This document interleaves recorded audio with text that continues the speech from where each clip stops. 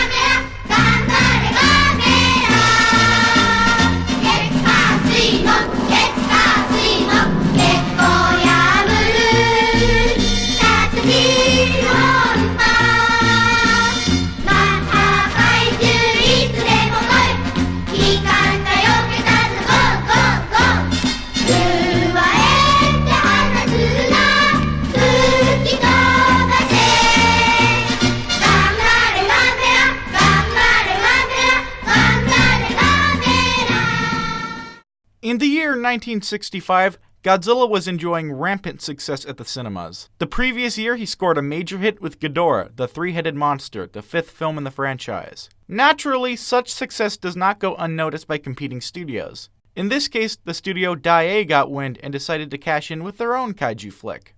Director Noriaki Yuasa initially began production on a film titled Dai Gunji Nizura, Japanese for The Great Rat Swarm, and had designed some miniatures to be used. Instead, they were chosen to be used for the kaiju flick. Executive Maisaichi Nagata decided that the monster of the movie should be a giant fire-breathing turtle.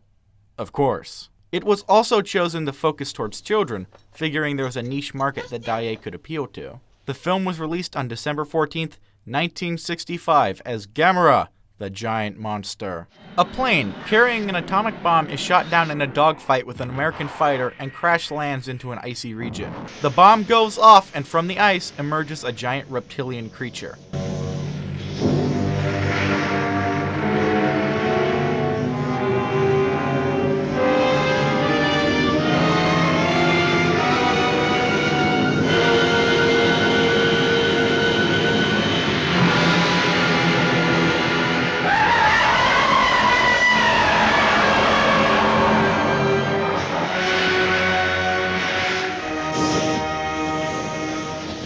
Japanese scientists, while on an expedition to meet with an Eskimo tribe, witnessed the bomb go off. The Eskimo chieftain expresses great fear and hands them a legendary stone. That legendary stone handed down from our fathers. Then it is a turtle which lived on the Atlantic continent. Yes. It is the devil's envoy, Gamera. ガメラか。やっぱり私の仮説が正しかったんだ。でもこの波のような模様、波にしては少し変ですね。Is that you? Is this the whale? I don't know. Anyhow, they are frightening. これはことによると大変なことになるかもしれんぞ。 Gamera destroys the ship Chidori Maru and heads for Japan. He attacks Cape Aramo and destroys a lighthouse. Meanwhile, a young boy named Toshio is being pressured to release his pet turtle, Pee-wee, into the wild, resulting in him witnessing Gamera. He ends up on the lighthouse, and as Gamera topples it, he begins to fall. However...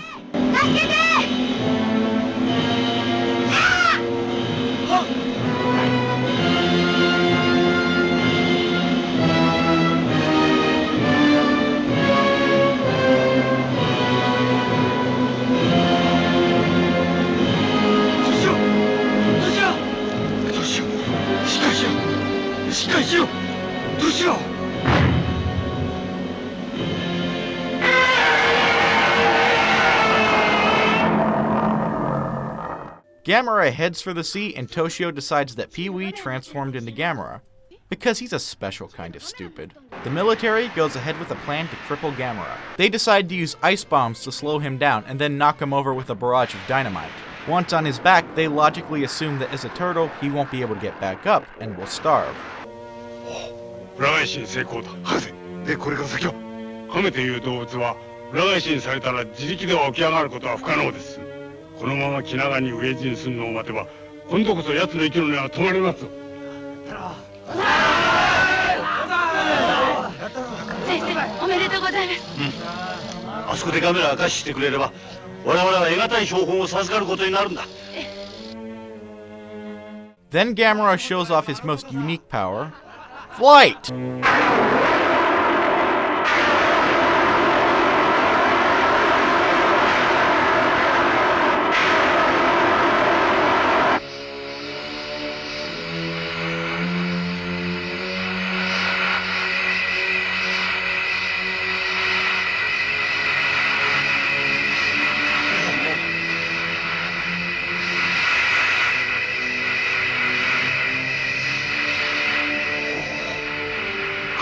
空を飛ぶとはの。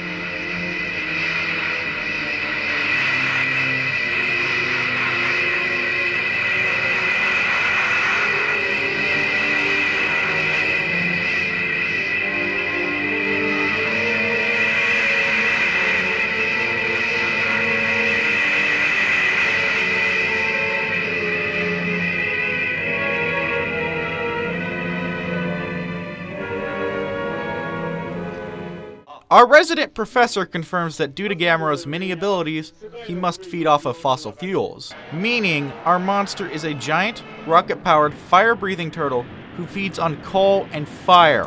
ガメラはエネルギーを補給するために一種のエネルギー源を絵として食するようです。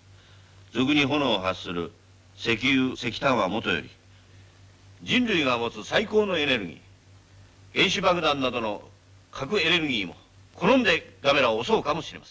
plan is developed, Z Plan. The Japanese, Americans, and the Soviets join together to lure out Gamera and keep him occupied until the plan is ready. They catch him near an oil refinery and use the fuel and flames to lure him away. They bring Gamera to a platform and trap him inside of a large rocket. They launch the rocket into space, intending it to land on Mars and rid the world of Gamera.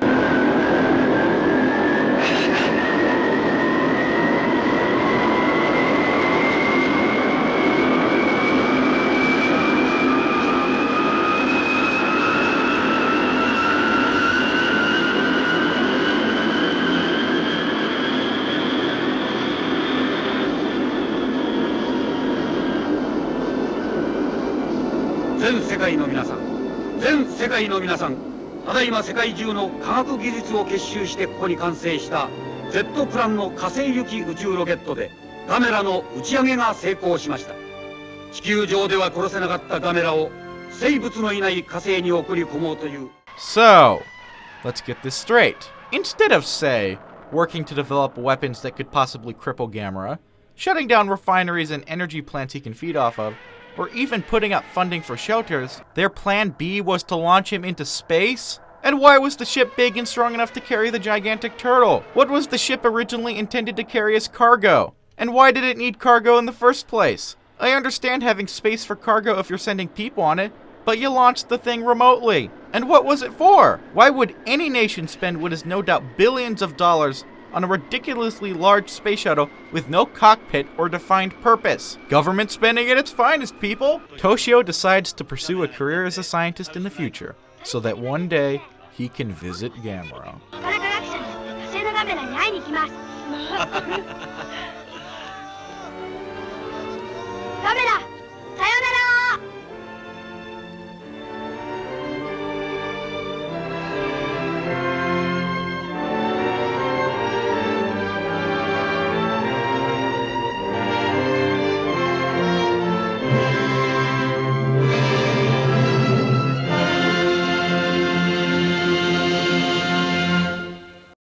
Ignoring everything you just saw, this movie was a hit.